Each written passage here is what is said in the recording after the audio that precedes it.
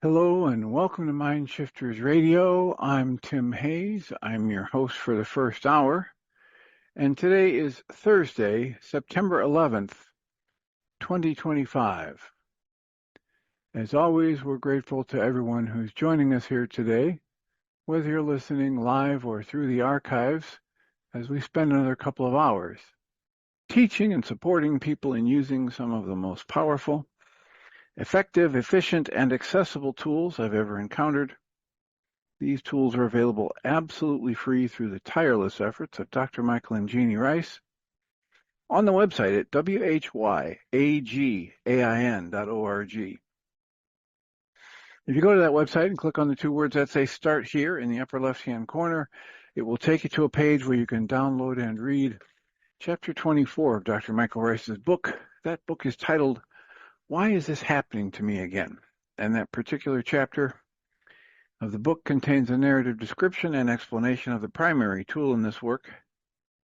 That tool is called the Reality Management Worksheet, sometimes called the Reality Management Wake-Up Sheet. And it's a tool I've been using to great effect for over 21 years to improve the quality of my life and most of my relationships, and to turn any negative emotional experience I have into part of the infallible guidance system that each and every one of us has been given. You can also download the actual worksheet process itself. It's a simple PDF file. Click the link, download it, print it off, copy it as often as you'd like, and use it over and over again, absolutely free. You can also, from that page, download a whole host of audio files of shows just like this one, where people have been stepped through the worksheet process. And if you choose to listen to them, I say even repeatedly, they can serve as a powerful tutorial for you to help you get the maximum benefit from these tools in the shortest amount of time possible. We hope people do all of that soon and often, primarily because it tends to improve the quality of people's lives when they actively apply these tools in their lives, and secondarily because it tends to prompt comments, questions, answers, and testimonials. If you have any of those to share with us, you can email me at tjh@mindshifters-academy.org. And or you can email Jeanie at jeanie@whyagain.org. That's whyagain.org. And if we get a question or a comment from you, we'll address it on the internet show, and then as time allows, send you a notification about what day and time that occurred so you can listen back to the archives for your feedback or input. You can also join us live. You can go to zoom.us from 11 a.m. to noon Central Time, most every 5 days of the week. And once you go to zoom.us, open up a browser window and type in the meeting ID 853-2357-4173. Alternatively, you can call one of the many numbers that Zoom offers. And once you're onto a Zoom call, you can enter the meeting ID 853-2357-4173. You do that, you can chat with us live, or you can just listen in, or you can share your smiling faces, or even just type in the chat room. And we greatly appreciate whenever anybody does any of those things, because it makes it infinitely easier for us to live into our intention with this work. The intention we have with this work is to be of service, and that is just boatloads easier to do when we know how these things are landing for you. So be a dear, be a love, let us know how these things are landing for you, how we can support you. And help us increase the odds that today's discussion will be so valuable that people will say, hey, that should be a best of show. And that's how most of the best of shows have occurred. It's been through the process of people just like you getting brave and asking a question.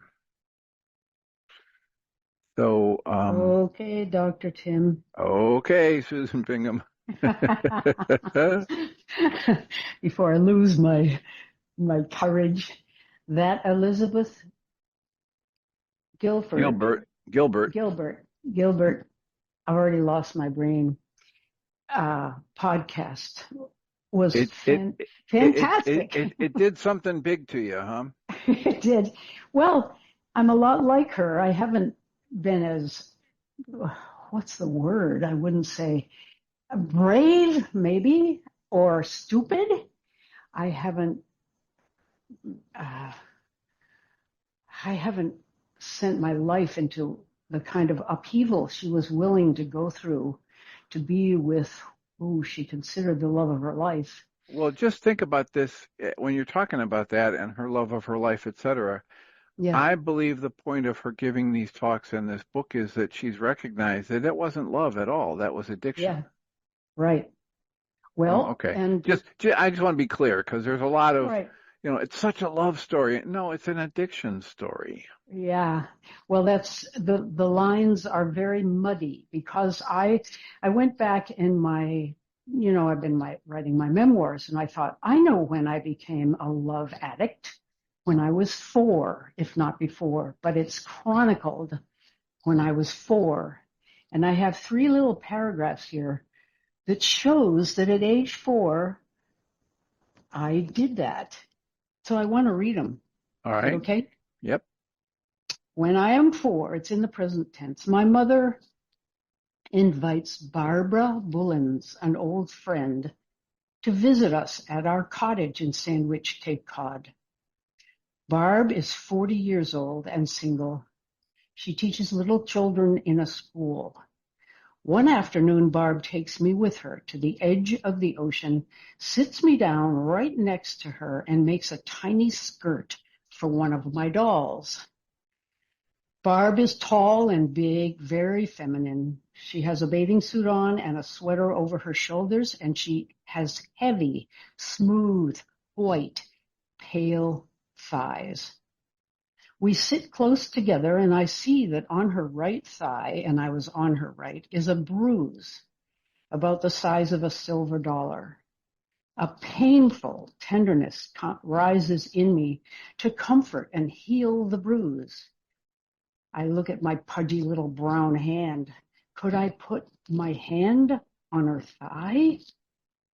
I, I look at my hand and I look from her bruise to my hand and back, and there is no behavioral template cast in my soul for how to do what I want to do. Out of somewhere, and because she is more or less a stranger, courage comes to me. I put my hand ever so lightly on the bruise. I concentrate on staying very still, as if putting my hand there were absolutely natural and no big deal. Perhaps 10 seconds, my hand and her bruise exchange an extraordinary electricity. She continues, to my amazement, to sew. My heart is bursting. I am in love with Barbara Bullens. There it is. So that sort of kept happening to me for the rest of my life. And Yeah. although I'm really old, it still happens. It's been tamed and categorized and managed, but I am still an addict. What were you going to say? Well, I was just going to point out the context in which that occurred. Your mother was not a warm, fuzzy, physical affection uh, guru. Right. Oh, yeah. So, Um, so it's understandable. You're, you People talk about soul contracts. People talk about your basic personality that you're given. People talk about, the genetics that you come in with and the past lives and the past generation stuff. So I don't mm-hmm, know the truth of any of that stuff. All I know is it makes really good sense that a 4-year-old, an intelligent, emotionally sensitive, caring, loving 4-year-old, how do I know that you were that? Because you're that as an adult. That hasn't changed. That's your essence. So it makes very good sense that a 4-year-old who's basically being starved for the physical affection that she craves from maybe birth on, when she comes into contact with somebody who's much more comfortable in their own skin, as this woman probably was, Mm, and relaxed and radiating out that gentle energy, it just makes perfect sense that it would be like, that's like a cup of crystal clear water to somebody starving in the desert. yeah, it felt that way. But I made it into something, a pattern that kept going and caused a lot of joy and a lot of pain through the rest of my life. And you say it isn't love, of Well, course. what I'm talking about is specifically that Liz Gilbert Yeah, is very clear that she didn't do the things she did for Rhea out of yeah, love, right. right? That's all I mean. I I'm not wonder what, saying that you don't have love for the memory of that woman or that you didn't love that. I'm not saying that. I'm not even mhm, saying that Liz didn't love Rhea I or see, have yeah. great affection for Rhea. Hmm.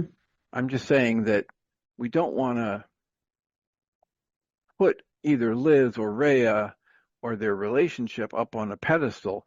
This is the value of a book like hers is this is how to spot a minefield and a black hole and stay away from them.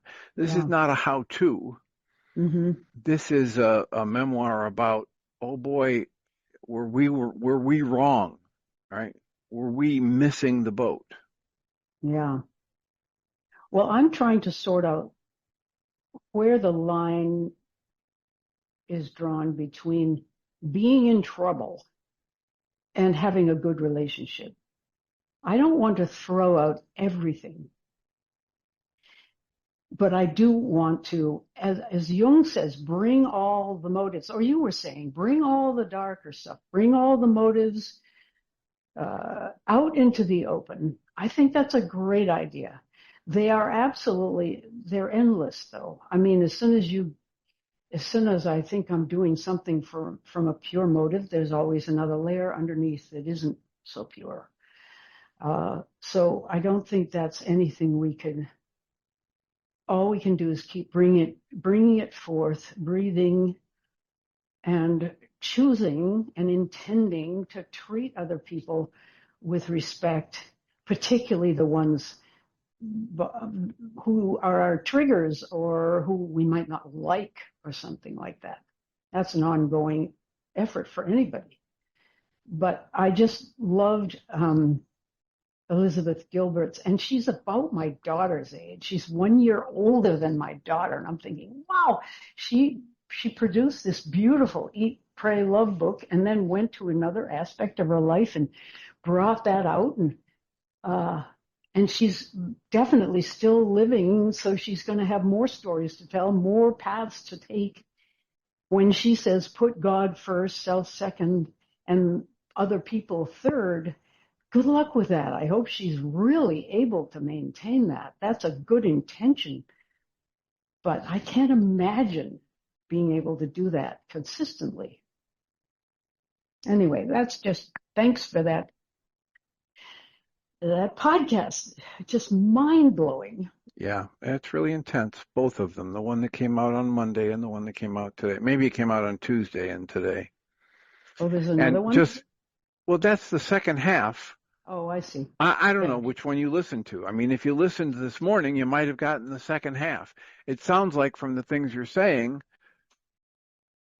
that, especially when you ended with the God first and then, or, Yeah. me first and God second, or God first and me second and other people third, whatever you just said, that came out at the second half near the end of today's Oh, interview, which was only like 45 minutes long. There's a one closer to an hour that got released earlier this week, which is the first half of the interview with Glennon and Liz Gilbert.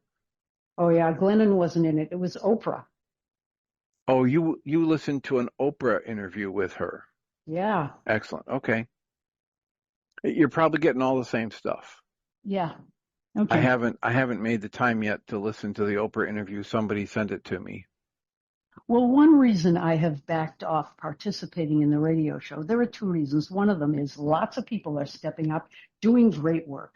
But the other is because I'm trying to maintain my sobriety from being too attached to you, as you know. I mean, I didn't even want to work one-on-one with you because I would spend the whole time trying to be impressive and get you to like me. I'm at the point where I can admit that and work around it and think I'm pretty okay. It's thin ice though, Dr. Tim. But I must say, all of the crushes I've had in my life, fortunately, most of them ended up being really good friendships that were healthy. Why I had to go through being in love with them first, I don't know. I just don't know.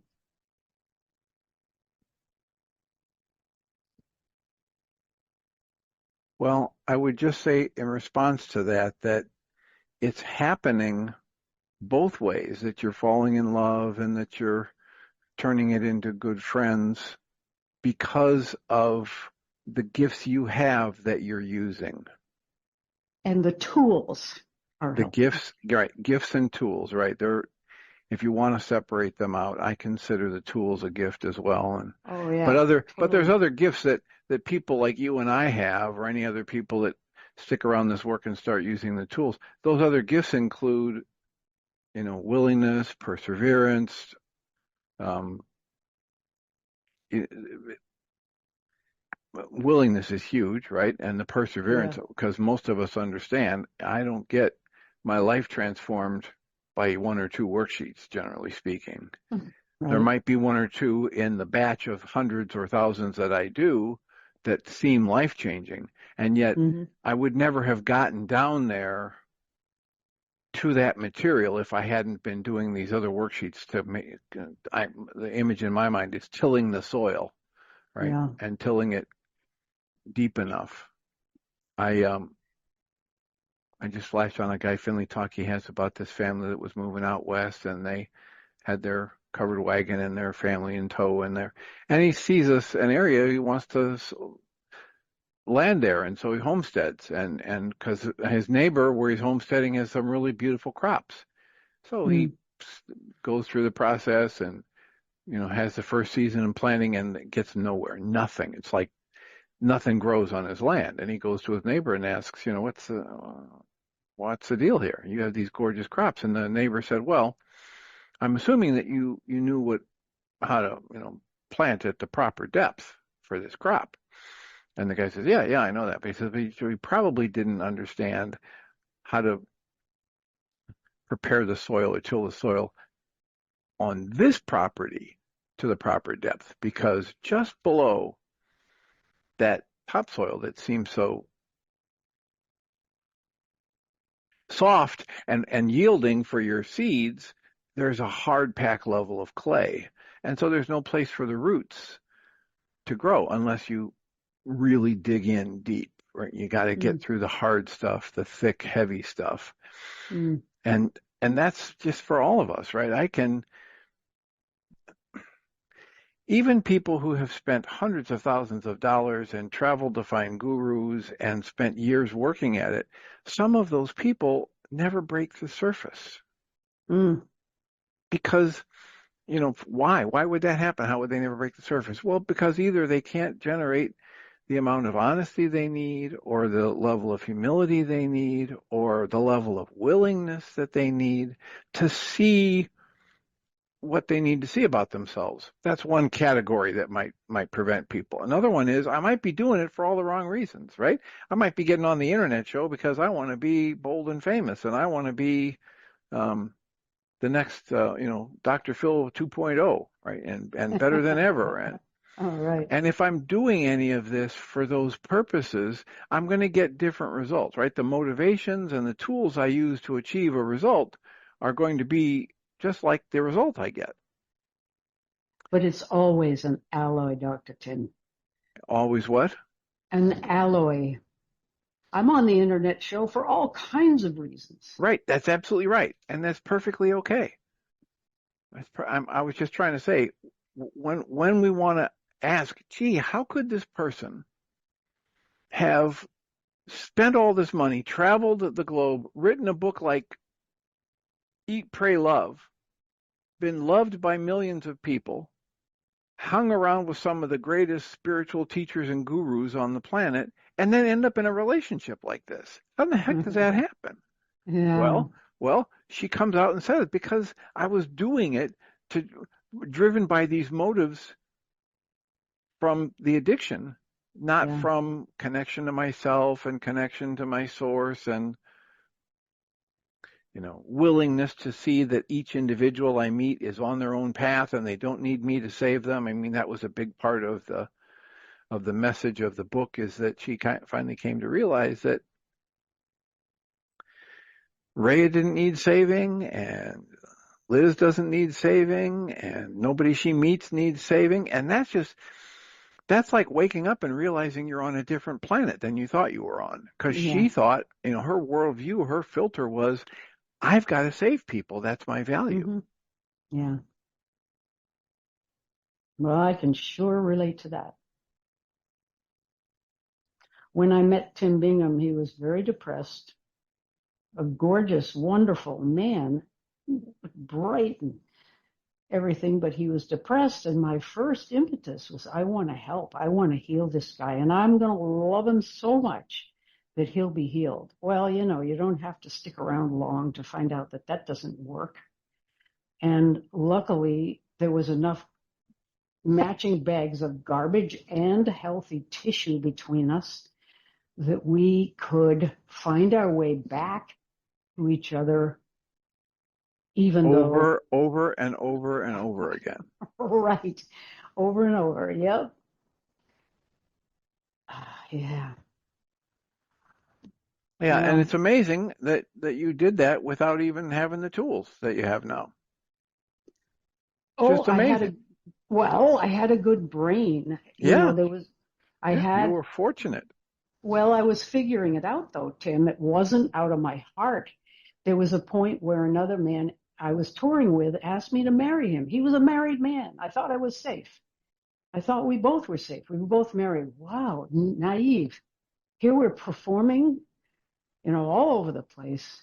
Suddenly he declares that he wants to marry me and he's going to leave his wife. I would have loved to marry him, except I wouldn't dream of leaving Tim. And it was partly, I couldn't imagine hurting him that badly. He had kids. How could I take my kids from him? What kind of a motive is that to stay with someone? It's because in the bottom of it all, it wasn't even love. It was like respect. I respected this guy.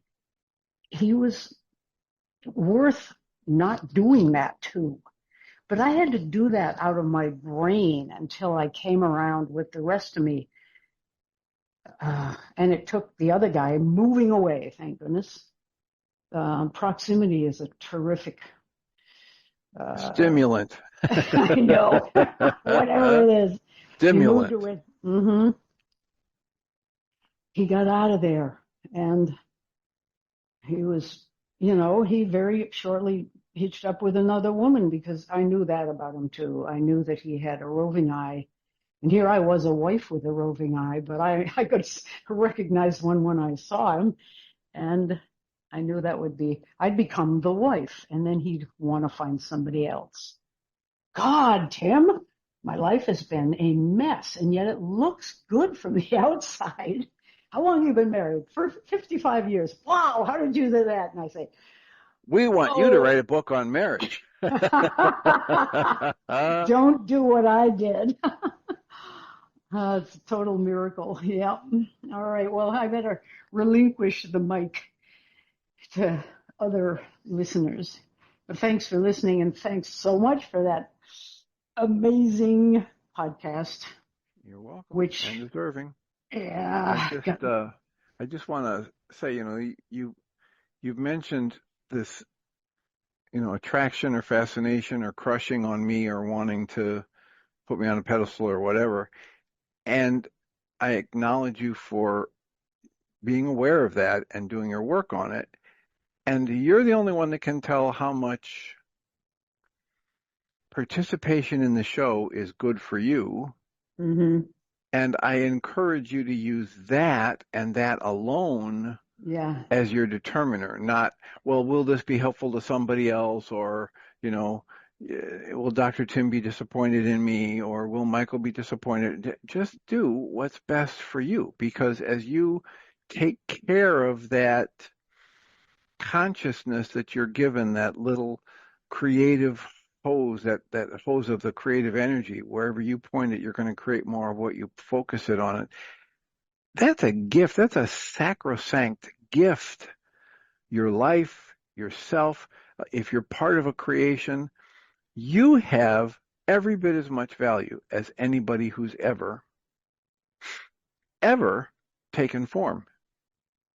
And if you nurture and support and protect that gift, that gem, your consciousness, your life, your relationships, and beginning with your relationship with the creative source, everything else falls into place. The Way of Mastery already just said that to us recently in lesson 4.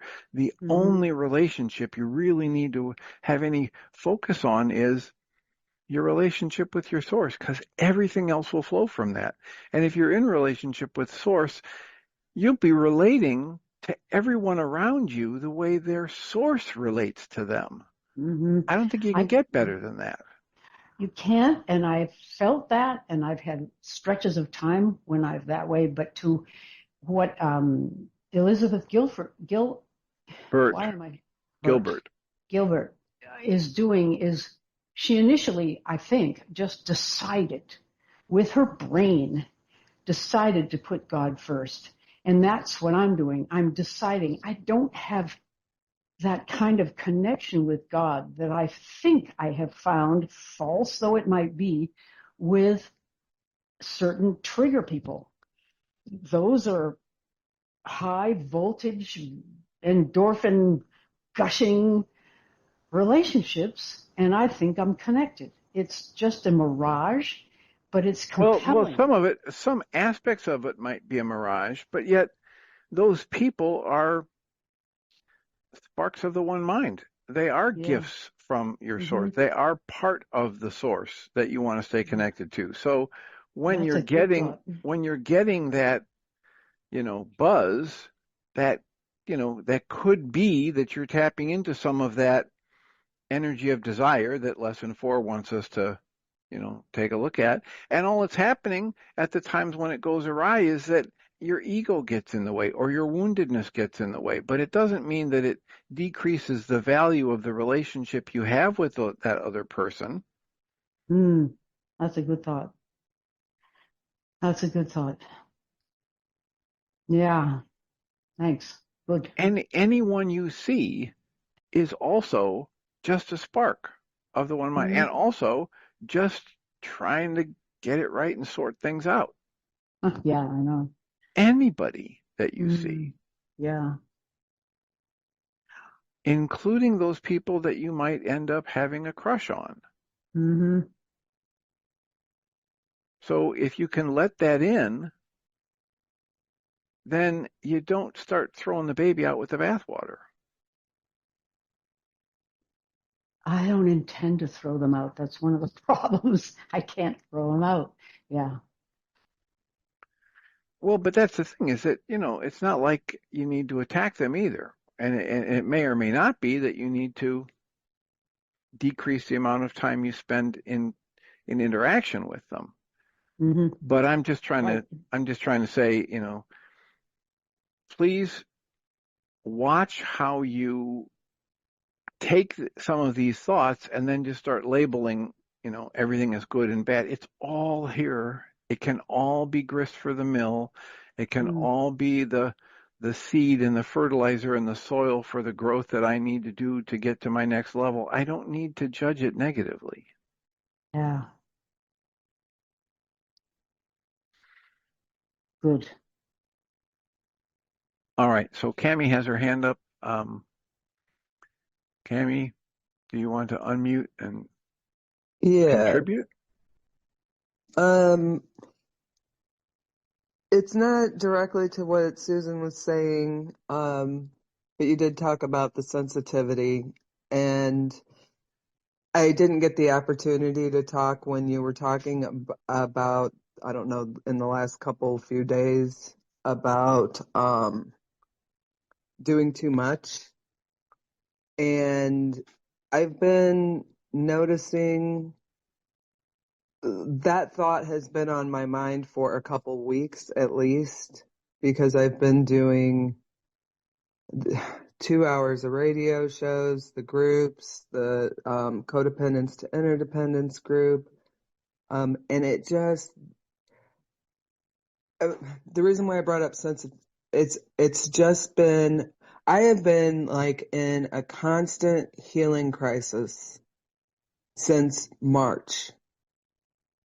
And when I am constantly inundating this with myself with this stuff, it's just bringing more and more up to where like I can't handle it. It's too much to process at once. And I watched that movie. Susan F. had talked about that movie, that documentary called Sensitive. Yes. Have you seen that? Yes. And it was like they were telling my story of who I was before I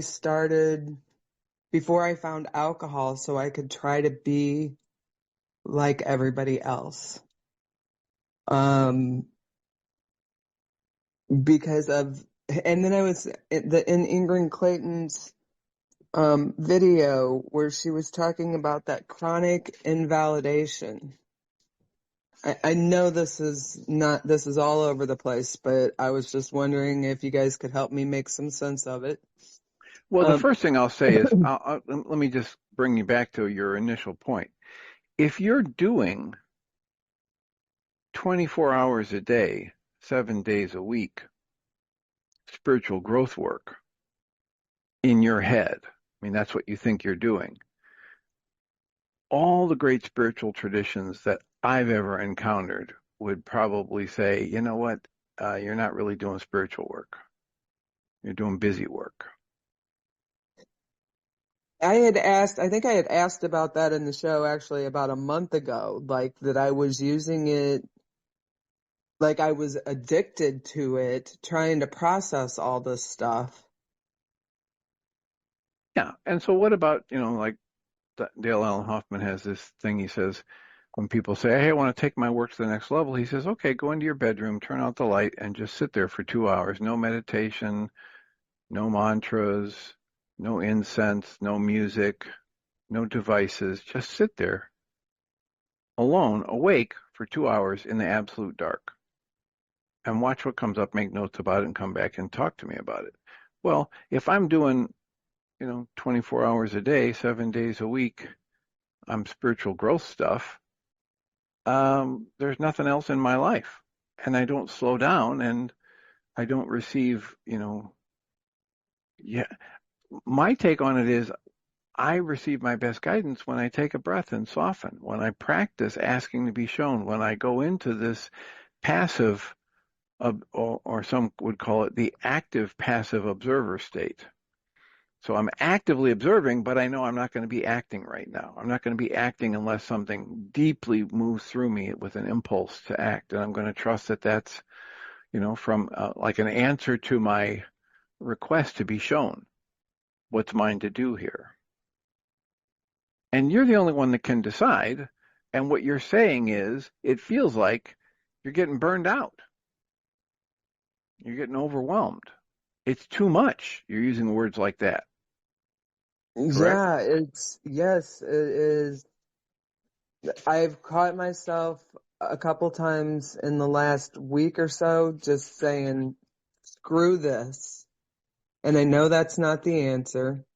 Well, it can be as a temporary answer. If you end up stepping away from it and doing something different that's nurturing and nourishing for you, rather than what it sounds like you've turned the process of these tools and these classes into a torture for you or into a mandate for you. And I just want to encourage you to understand you're on a little blue marble spinning through space, right? And as far as we know, no humans that were born 500 years ago are still here. So we're probably not going to be here in 100 or 500 years. Depends upon, which theory you hold, from Dr. Michael Ryce to Guy Finley to whatever. But if you get that perspective and say, okay, wait a minute, I'm making this into a really big deal. But there's basically nobody on the planet that's facing it as a big deal the way I am. So let me take a look at what I can do inside myself to shift the filter I'm using to look at this. It's not the end of the world if I miss an internet show. It's not the end of the world if I miss a support group.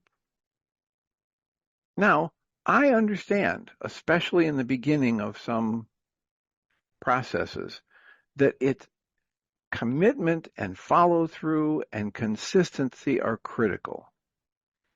And Structure. and even with that, it's okay to have a life event that says, you know what, it's better for me, and so therefore it's better for anybody that even cares about me at all, that I sit this one out, or I take a break, or I go on sabbatical. It doesn't mean you have to quit everything, but if you take a look at which of these activities that you're doing seems to nourish you more, and then make sure you hold on to one or two of those and then let go of some of these others, or at least put them back in the plans category. And you'll get to them when your vitality is more consistently at a higher level, and when you've built the foundation that will allow you to look at that deeper stuff, however you want to talk about it. And I think that's part of it too, because since March, I got the quantum still point. I quit smoking. I've changed my diet to eating the nutritarian diet that Urate teaches. I quit caffeine, and I'm inundating myself with all this stuff. And it seems to me like my vitality has increased so much is what's making it be too much. And I don't want to go backwards in those areas, right? And balance. I think as you were talking, what was coming up was the fear, because I walked away from it for so many years. The fear that if I stop doing this, that I'll go back to drinking or something. Okay, so perfect. So what you just said is, I'm still doing all of these classes and internet shows and everything. I'm still doing them driven by fear. Yes, I did say that, didn't I? You did. It's even Yes, on the I did. recording, right? And so because we know in this work, none of us has the answers, but we know that each of us has a conduit that, connects us to the higher wisdom. So what we recommend that people do in a situation like this is just keep doing any tool that will help you dismantle your anger, and make a commitment to do that before you make a decision. Did I say anger? I meant fear. I was That going to you say, yeah. that you do the work on the fear and dismantle it before you make a decision about, do I cut back? Do I add something else? Do I dive in even harder? Because right now your decision's being driven by the fear, by the Right. filter that comes up. You see me do this before. My hands, the left and right hand, one of them is fear and the other is hostility, and I put them up in front of my face, crisscrossing each other to block my view. Well, hostility and fear distort my perception of reality as much as my hands are distorting my view of the world in front of me when I hold my hands in front of my eyes. So that's where I would direct you is, oh, look, I have a fear that if I cut back, I'm going to go and lose the tools for another 10 or 20 years like I did before. That's why I'm I'm pushing myself, to at a fevered pitch into burnout. Yeah.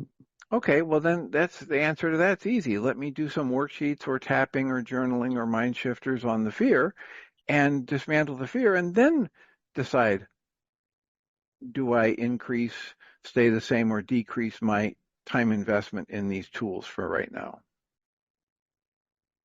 Thank you. That makes total sense.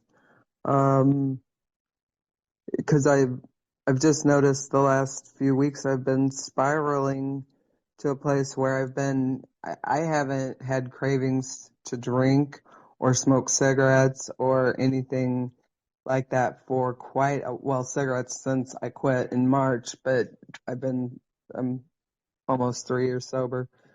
And all of a sudden I'm craving all of these things. Just wanting to make it stop. Make what stop? Make this constant healing crisis constant. Okay, so here's the issue. If you know, if you calm and focus and center and you do the worksheets on the fear or the resentment or the hurt, and then you ask yourself, okay, so what's driving this constant healing crisis? Well, right now what's driving it is you won't take a break from the tools. You're just in there scraping, fan blasting the furnace and scraping out the bottom of the hoop pit, and you're stirring up all this stuff nonstop. Your body might be trying to tell you, hey, give me time to, as Michael Ryce likes to quote from the book of Job. Job asks the creator, give me time to swallow my spit, right? Give me the space to do a little recovery here. Well, your answer might come from your more calm, your more relaxed state. Once you've dismantled some of the negative emotions, your answer might come, oh, that's easy, just take a nap, right? Go to sleep through the next Mind Shifter radio at 11. Mm, Only I'm do lucky. only do 1 hour of the radio show. Or if you're only going to do 1 hour of the radio show and, I don't want to hurt Dr. Tim's feelings, or I don't want to hurt Michael's feelings. All right, then do 1 hour one day and the other hour the next day. There are all kinds of ways that you might give yourself the breather or the break or the nurturance and support that it sounds like your body's crying out for. Yeah. So consider that. In order to be able to see what those things would be and see what your highest and best action is, you need to first dismantle the fear. The fear. Yes. Yes. I didn't even realize that I didn't initially start doing it out of fear, I didn't initially, but then it became just imperative that I do this and do as much work as I can to get that peace back that I had before when I did the tools, when I used them on a regular basis. And then I watched that movie Sensitive this morning, and it was like, oh my, that is. Remember me telling you not too maybe last week or something, and you asked me why I started drinking again, and I told you it was because of the I said the intuition. I Hey, people would you ask wanted me, to turn it off. yes, people would ask me, and I can't tell you how many times I said, because I've got to shut this off. Yep. Breathe. And so, Take a breath here. Don't have to rush past that. There's still some energy right there. You can release a little bit more. Just soften. Just breathe. Notice what the emotion's about. Notice the thought you're using to create it. I just need relief. All right, cancel my goal to get relief. I just need to shut this off. Okay, I cancel my goal to have this shut off. Just breathe.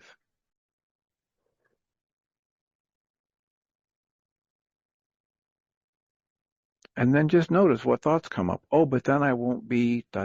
Or then this person won't think I'm special, or ...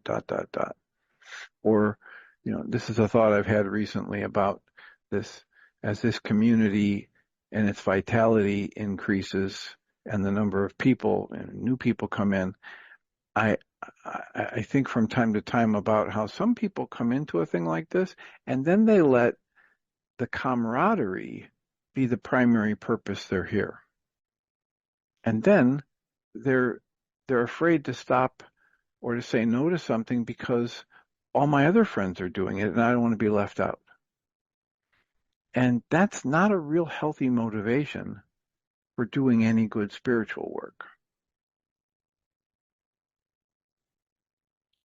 The community, the energy vitality, the sense of connection, that's all lovely stuff, but it's like icing on the cake.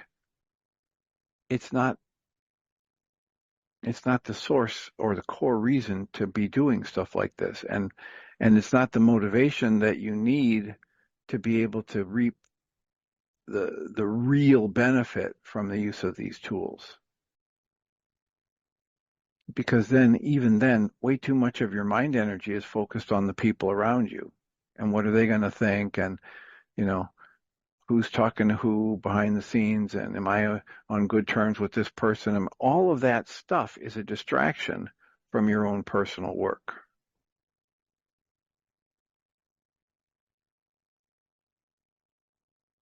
Yeah, that doesn't fit. Um,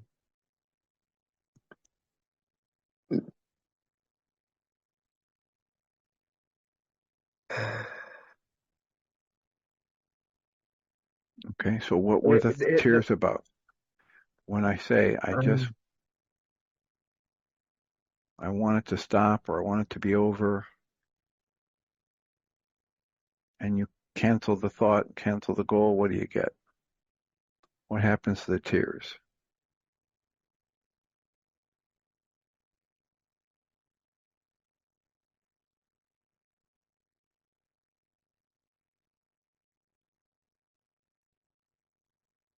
I just went blotto.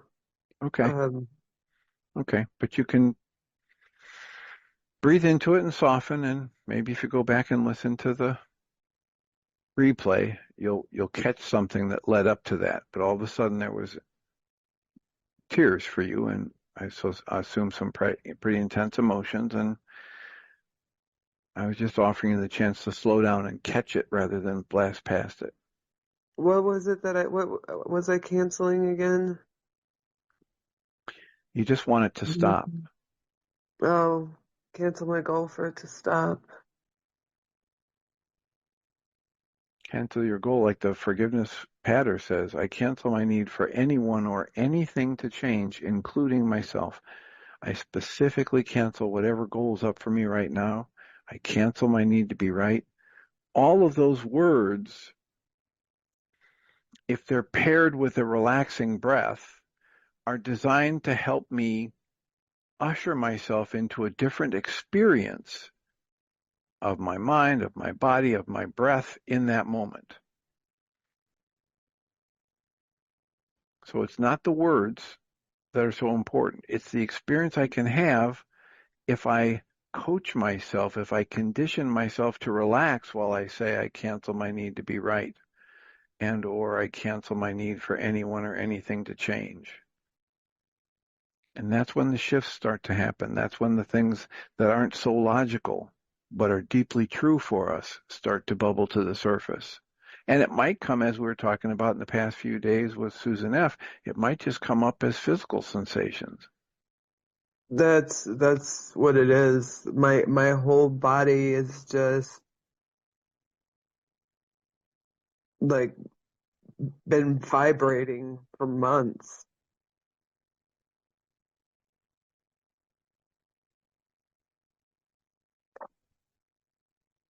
And I do a lot of breath work. I think I'm not doing enough breath work and too much input into my brain. Well, if you think that's It does happening, need to be balanced. okay, and if you think that is happening, then ask for guidance on how to rectify it. Yeah. Well, do less Well, and I would say it's going to have to input begin and with more. permission. Yeah, but it's going to have to begin with permission for you to do what's best for you, not for you to keep up with commitments you've made or other people's expectations, et cetera, et cetera. Yeah, I was just trying to add some structure to my life because I haven't really had any structure since I retired 3 years ago. Okay, but the structure And for most but it's people when they're doing that in a healthy way includes the recreation and the downtime. right, It's right, scheduled in. It's right, not something that I just hope will happen. I hope when I'm done with this next big project that nobody gives me another big project to do for a while so I can just have complete freedom to just lounge around and do nothing. That's a fantasy. That's not a good scheduler of my life energies. right. Well, balance has never been my strong suit, so I guess Yes, that's but you're a good what learner. I am a good learner. I am a very good learner. So please, the next time you have the thought, X, Y, or Z is not my strong suit, follow it up with, and I'm a good learner. And I'm a good learner. And now you're starting to program your mind to a more accurate assessment of what's happening rather than keep programming yourself to the fact that I'm not good at this or I'm not good at that. Yeah, I Right. mean that may not be my strongest suit, and yet I've gotten better at it over the years, and I can keep getting better if that's my choice. But Yes. remember, with that regulatory speech, remember what you're programming. If all you say is, "Yeah, I've never been good at that." If you just leave that there, basically you're programming your mind to think, "Yeah, I'm not good at that. I am not." Like we talked in the past about the past, present, and future tense. If I keep saying I am this or that, I mean this is. There's no chance for change. So I want to follow it up with, and I'm a good learner, and I can change Yeah. that if I want to. Yes. Yes, I can. I think that the sensitive thing that I watched today and trying to process that, a lot of it, like I said, with Ingrid Clayton talking about that chronic invalidation, the being told you're too much, you're too sensitive, you make life too hard, blah, blah, blah, blah, blah. The list goes on and on. And in our society, that stuff is pathologized, and it's like What is pathologized? the oversensitive and the too much and overthinking Okay, and all right. So let's get I off the feel like, global and come back to you because we don't have that much time left. So oh shoot, yeah, I'm yeah, sorry. our culture has all of these problems, but we're not here to fix the culture's problems. We're here to I support fell in you, right? right. I fell into that. And it, You learn to define yourself as being damaged or broken. yes, Yeah, as so many and people I'm do, and if they're I'm not. gay or if they're trans or if they're highly sensitive or et cetera, because that's what we do in our culture, our comparative culture, and our put people on pedestal cultures. I am perfectly canny. I I You, am the most we, awesome we, canny. we want you to keep saying that to yourself until you realize the truth of it. Just keep it going like a mantra. And, if you keep that going as a mantra, there will be parts of your mind that speak up to try and naysay that. And those would be good things to write down for the mind shifter tool or Oh yeah, when I just did it, the first thing that came up was "in Cammy's too much." there you go. When I write down, when I get on and I do a worksheet and I put Cammy, as my, when I put I, Cami, Yes. the,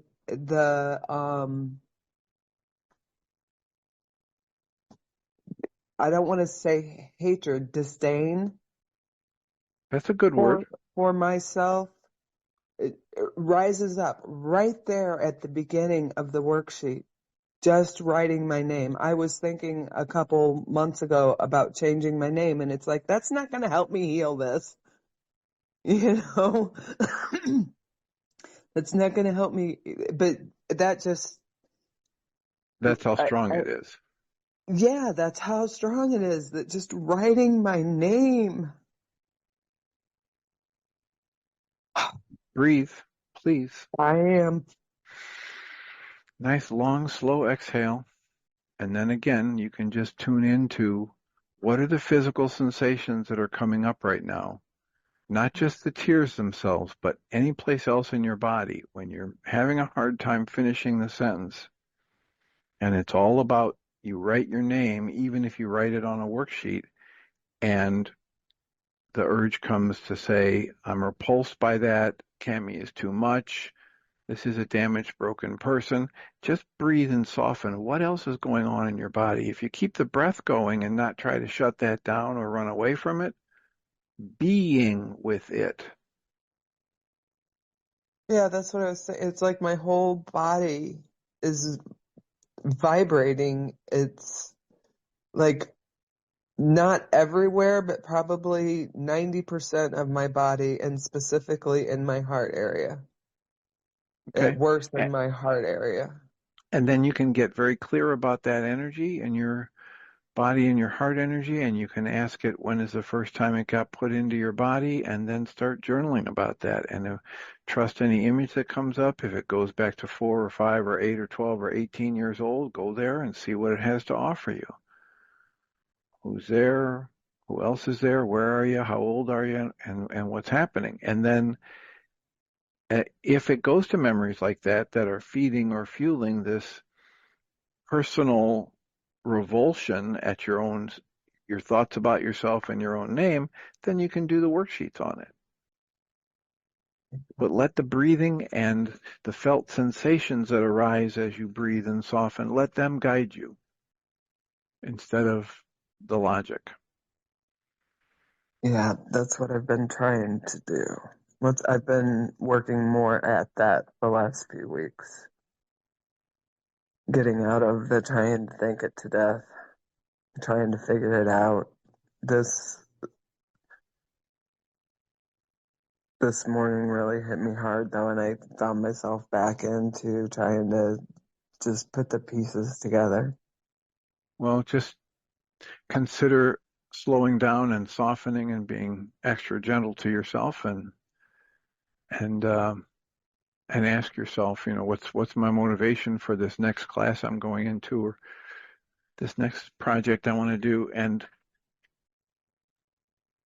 is it going to be the thing that nourishes and nurtures me? If it is, go ahead and do it. If it's not, feel free to put it down. Actually, what I hear is the river calling me because it's going to be in the 90s today. Sounds like a lovely idea. All right. Well, thank you Thank for you your so comments much. and questions. Hope it's useful. I'll remind us all that we come from love. We're made of the stuff we call love. We actually are love, and everything else is false. And as my grandmother would say, God willing, and the creek don't rise, we will